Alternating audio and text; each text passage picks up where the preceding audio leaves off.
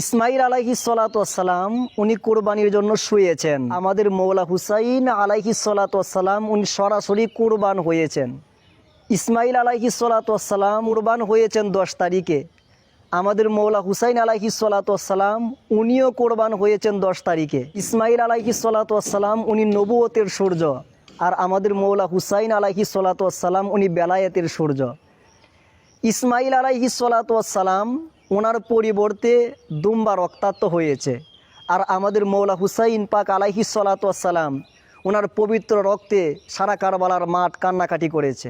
ইসমাইল আলাইহিস সালাতু ওয়াসসালাম ওনার কুরবানির বিনিময়ে নবী ইব্রাহিম খলিলুল্লাহ হয়েছেন, আর আমাদের মৌলা হুসাইন আলাইহিস সালাতু ওয়াসসালাম ওনার কুরবানির বিনিময়ে আমার মদিনার কামলিওয়ালা নবীজি উম্মতের মুক্তির সার্টিফিকেট পেয়েছেন। ইসমাইল আলাইহিস সালাতু ওয়াসসালাম কুরবান হয়েছেন বছরের শেষে। আমাদের